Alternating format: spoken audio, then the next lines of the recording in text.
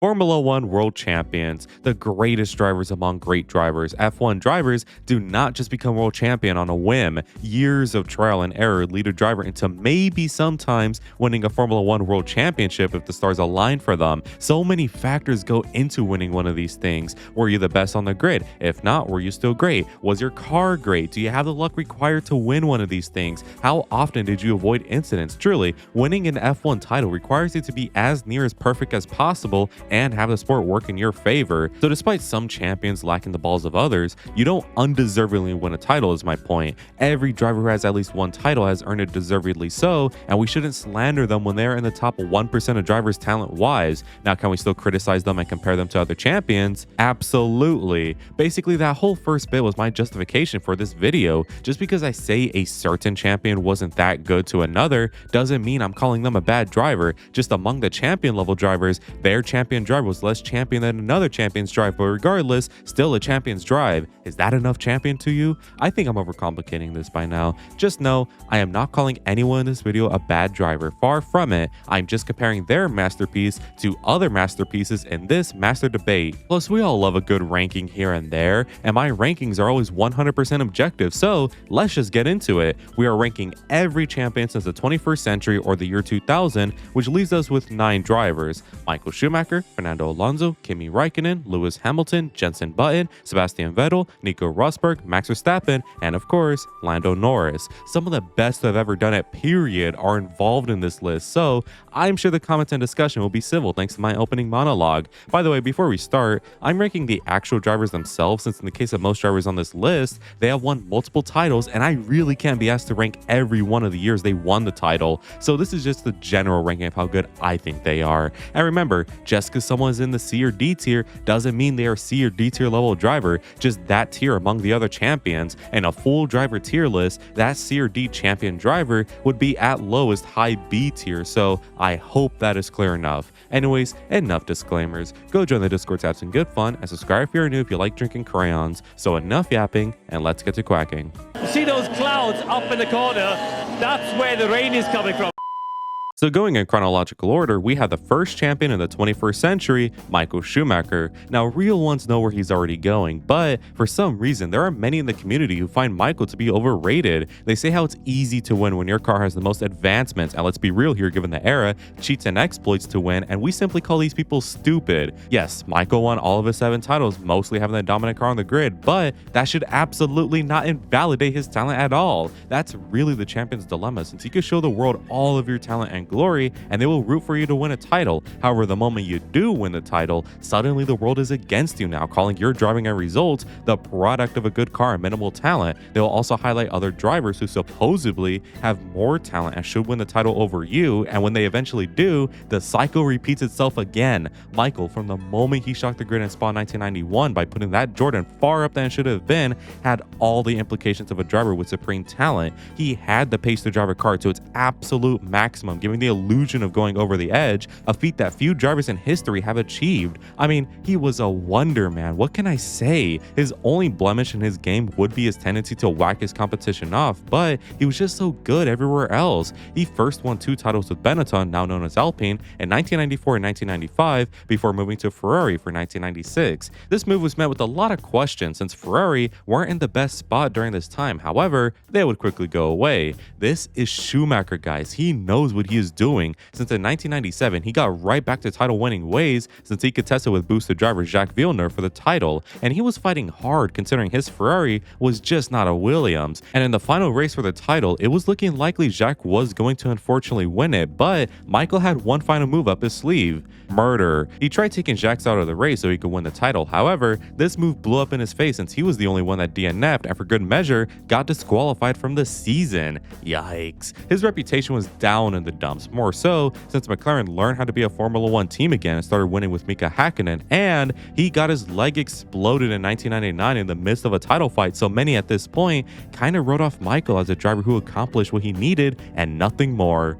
And then 2000 came. Ferrari were a team everyone knew were on the up. They had amassed a stack engineering lineup, a stack strategy team, a stack leadership. I mean, everything was going right for them. And come 2000, and boom! Schumacher champion 2000 and 2001 and 2002 and 2003 and 2004. 5 titles in a row of nothing but pure class driving. Even when new challengers appeared like Kimi Raikkonen, Montoya, and Alonso, Michael kept calm and just won. The previous record for most titles in history belonged to Fangio with his 5, but enter Michael with him winning 5 in a row plus his 2 from the 90s, and he extended the title gap to 7 world championships. What eventually stopped him was the good old team gets poached and the organization puts in rules to stop you, which to be fair did work, but even then, in 2006 he nearly won an 8th title, but God said, that's enough, Michael. Regardless, 7 titles, 91 wins, you don't just do that on luck or convenience. Michael Schumacher is who many would call the GOAT of F1, so obviously S-tier level champion. But Michael eventually lost to somebody. In his case, Fernando Alonso would be the one to end his reich.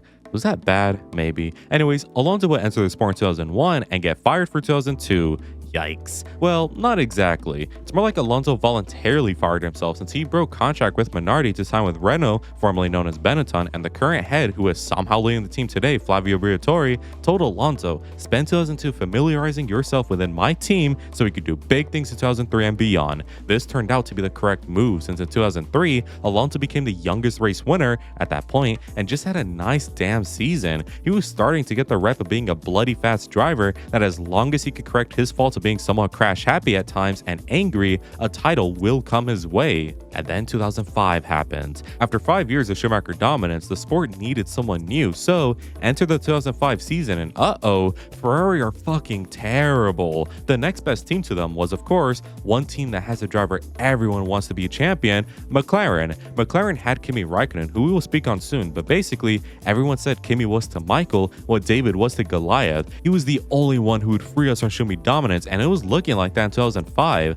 Alonso was winning many races, don't get me wrong, but Kimi just looked better in my opinion. However, like all good McLaren years, there was some bullshit to piss off every single person in the sport. Basically, every race McLaren participated in had a 50-50 chance of either being a win or a DNF, no in-betweens. And for Kimi, this doesn't exactly help in winning a title, so despite driving really good, the title was simply impossible to win, handing it to Fernando Alonso and becoming the youngest world champion at that time. Now, despite what you may think, Fernando didn't win a lucky title. First of all, that doesn't exist for anyone ever, and secondly, he still drove like a champion. What happened in 2005 wasn't Kimi losing his title, it was us losing a title battle between Kimi and Alonso that could have gone either way. Basically, 2022 but in the mid-2000s. Alonso would further establish his talent in 2006 by actually beating Michael to a title, and after he retired, everyone thought the Alonso era would start. However, enter Lewis Hamilton, Sebastian Vettel, and the bullshit factor, and this would be the extent of Alonso's success in the sport. However, despite that, he still has shown a lot of talent and skill, even today in his big age of 44,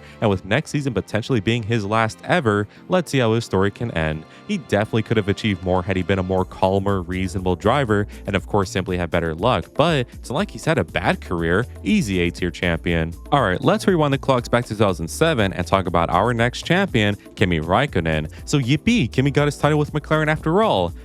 No. Kimi, after having every component of his car blow up somehow, said, fuck this, I'm going to Ferrari for 2007. And what a decision, since of course, he won the title on his debut season with them. But that don't mean it was easy. In fact, it was anything but. I mean, maybe it was for Kimi since he really just reaped the benefits of course, the catastrophic McLaren Civil War. This is essentially winter slop by now, but who cares? McLaren signed rookie Lewis Hamilton to the team, which raises eyebrows. McLaren are the team in the sport. What do you mean they signed a rookie? He has to be good, right?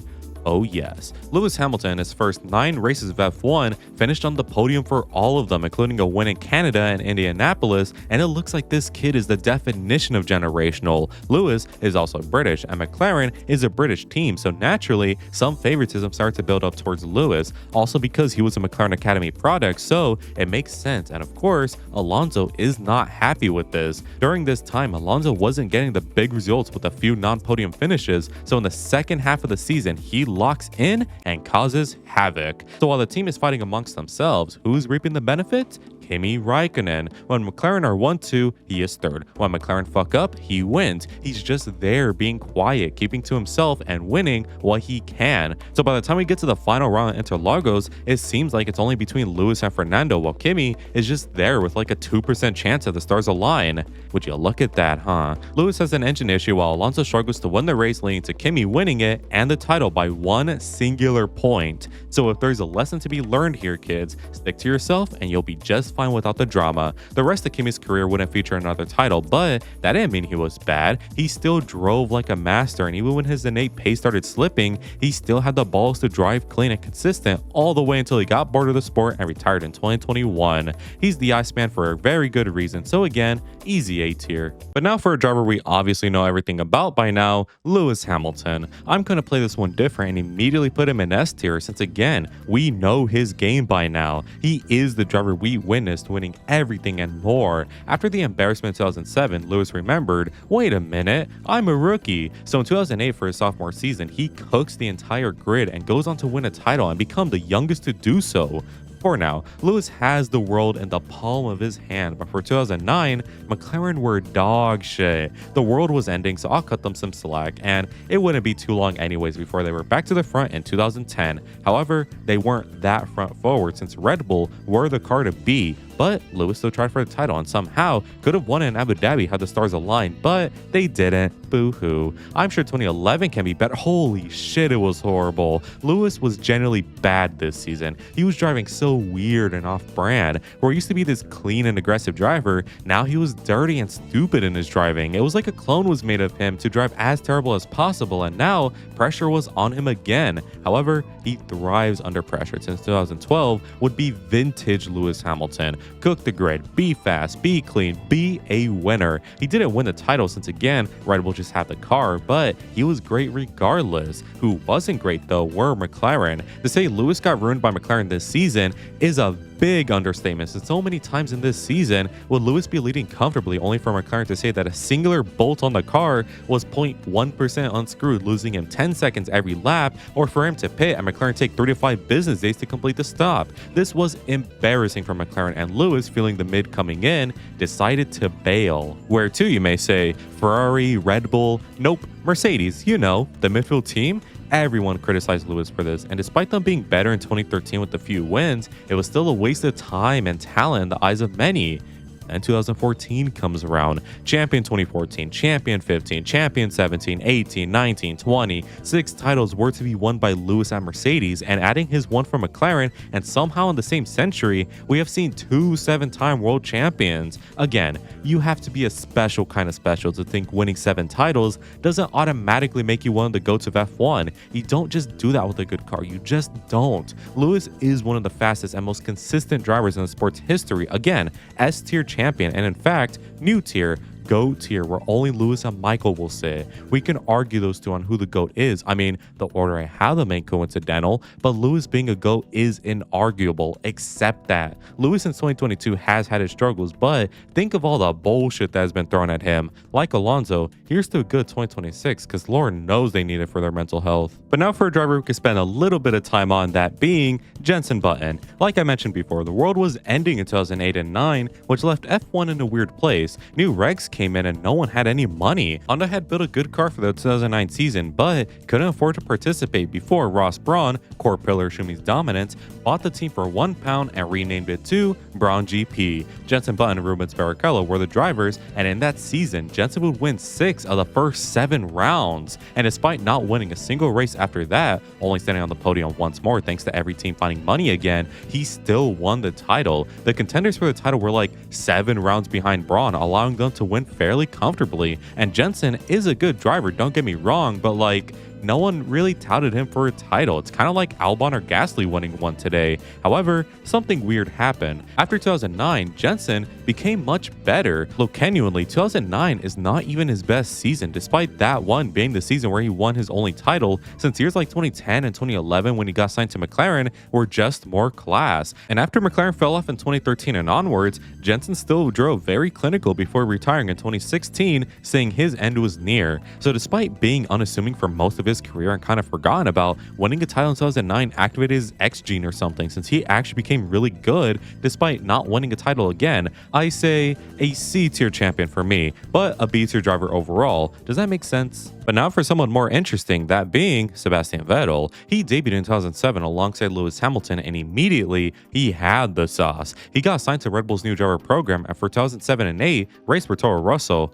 All I'm gonna say is he was so good that he not only won a race, quite comfortably in the wet might I add, but the second team finished ahead of the main Red Bull team in the constructors. Imagine that today. So obviously Seb was signed to Red Bull in 2009, and after a good first season, we arrived in 2010. Red Bull were the car to beat, but Ferrari had a competitive car with Alonso, McLaren had a competitive car with Hamilton and Button. Hell, even Seb had mighty competition with his teammate Mark Webber. To say Seb struggled to shine is probably the correct thing. Not an understatement this time. His teammate was the leading driver for most of the season, while Alonso and the McLaren boys put down their markers too. But post-summer break, Seb finally understood. I don't know what he understood, but he understood it, since now he went on a tear, shaking up the title fight, leading to a 4-way showdown. Would it be Vettel with his 4 wins? Would it be Alonso with his 5 wins? Would it be Webber with his 4 wins? Or would it be Hamilton with his 3 wins? Well, as you may know, Seb Vettel went from not leading the standings once the entire season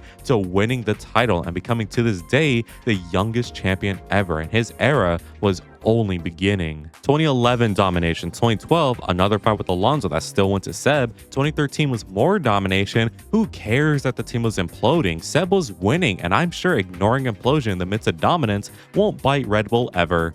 In 2014, the team faced the right change and they got it right, but Mercedes got it better. This led to Seb being nowhere near close to the title, driving a car he hated, while his new teammate Ricciardo would wipe the floor with him. Seb had enough with the team, prompting a move to Ferrari, which, hell yes, it's time to repeat the Schumi days, everyone. Except that didn't happen. And even in years like 2017 and 2018 where it could have happened, it didn't happen, and I really don't want to get into it. Neither does Seb, clearly, since he speaks on the team like it's Voldemort now, which says enough, I think. Ferrari ruined Seb, and despite him going to the midfield for 2021, he just didn't have it anymore. The light fled from his eyes, so in 2022, he retired as a 4-time champion with 53 wins. Despite a very bad end to his career, Seb at his prime was able to compete with people like Alonso and beat him, and even contend with Lewis for a few titles. He's easily an A-tier champion. Lewis seemed pretty uncontested during these times, but 2 people were able to best him at the top of his game. One was Max Verstappen, who we'll discuss shortly, but the other was Nico Rosberg. Get ready for doomed toxic yaoi. Nico and Lewis were buddies since the karting days, so imagine when these two at Melbourne in 2008 stood on the F1 podium together. It was a dream come true. And after Lewis fled McLaren in 2012 and joined Mercedes, who was his teammate? None other than his best bud Nico. In 2013, they shared a lot of great moments together despite some battles here and there, and things seemed great until more was put on the line. Merck in 2014 blew the competition out of the park, and with the title on the line, Nico and Lewis both won it. So their battles quickly turned from fun little moments to literal death battles, prompting Lewis to say Nico is not his friend and never was. Nico would start doing everything in his power to stop Lewis so he could be the one to win the title, but it wasn't enough. Nico lost the title in 2014 to Lewis, and to make matters worse, 2015 was a complete blowout. Nico never got close, and now he was getting angry. He needs to stop getting his ass handed to him by Lewis. He needs to win for his ego, not for the team. So in 2015, he wins the last 4 rounds, and in 2016 wins the beginning 3 rounds, making it 7 wins in a row, and Lewis, he needs to lock in again. In Spain, in an effort to get ahead quick, Lewis gets a massive run on Nico, forcing him to close the door, but it was too late, leading to this iconic crash. This ironically birthed Max Verstappen too, but that's for later. Nico and Lewis were neck and neck the entire season, but Lewis still had the edge over Nico. If Nico wanted to win, a miracle had to happen at this point. In Malaysia, Lewis is leading quite comfortably until his engine lights on fire, taking him out of the race. And despite Nico only finishing in 3rd, that's 15 points over Lewis. And when both were separated by virtually nothing, this was the nail in the coffin for Lewis's season. Lewis won every race except Japan heading into Abu Dhabi, and despite winning that one too, it didn't matter. Nico was 2nd in all of them, leading him to win the title over Lewis. Nico finally did it. He beat Lewis Hamilton. His ego can rest easy, so much so that there is nothing to discuss after this. Nico, feeling satisfied with what he had done, retired and made sure Lewis can never beat him again. Wow. I would put Nico in the GOAT tier just off of the story, but being real, he's like B tier level champion because it's so obvious Nico is not better than Lewis and really only won that title after literally making so many compromises and having luck swing in his favor. But regardless, he is still a great driver, completely deserving of it just based off of everything he changed in himself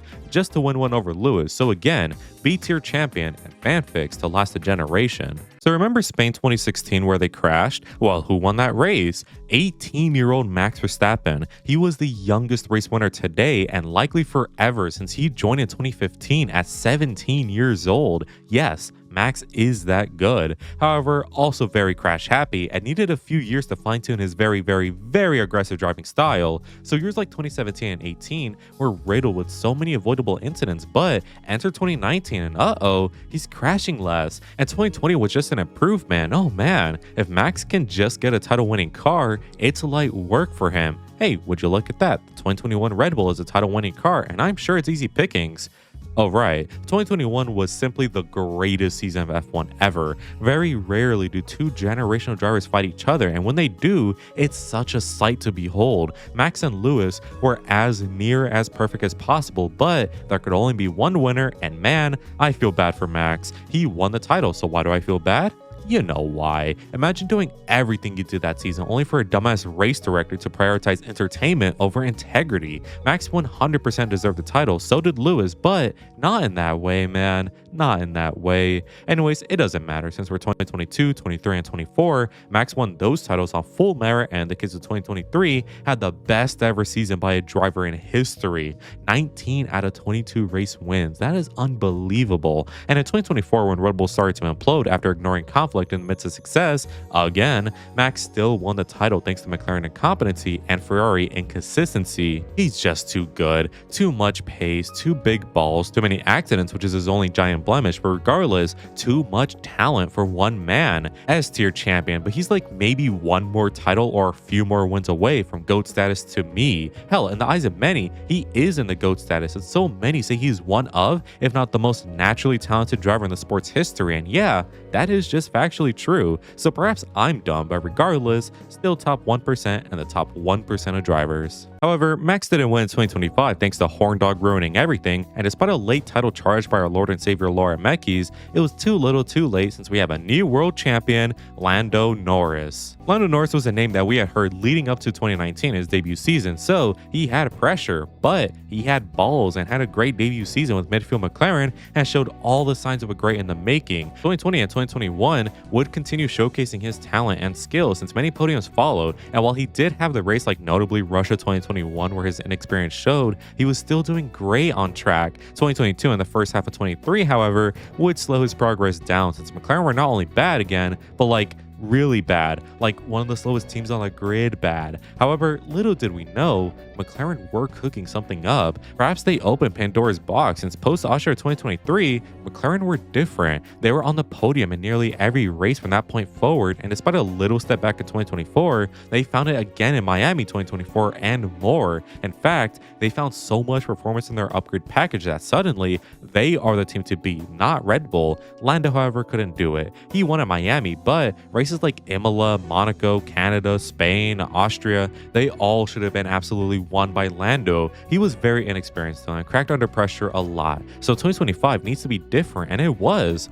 For McLaren at least. This time in 2025, they were the fastest car and by some margin too. So the driver's title will go to McLaren driver, that much is sure, but which one? Because Lando is still cracking under pressure like an egg in a hydraulic press, while Piastri, he's the relaxed one. He's the one winning the races, and while he has nowhere near the pace of Lando, he's also not cracking like Lando is. However, that must have been temporary since he must have been lobotomized after Zandvoort, because whoo, boy will that Piastri fumble be remembered for generations. And ironically, Lando must have been rewired as well since now he is staying calm. He is forcing out all the noise from the outside and just driving the best he can, which lo and behold works. But this was too little too late since McLaren now have competition with Red Bull. After Horner's execution, Meckes was signed on to lead the team, and leading he was. He reversed the fortunes of Red Bull and made them good again, and when Max has a good car, he will do everything he can to win, and winning he was. So much so in the span of about 10 races, he went from 104.2 points back to 2 points from the title being in his grasp.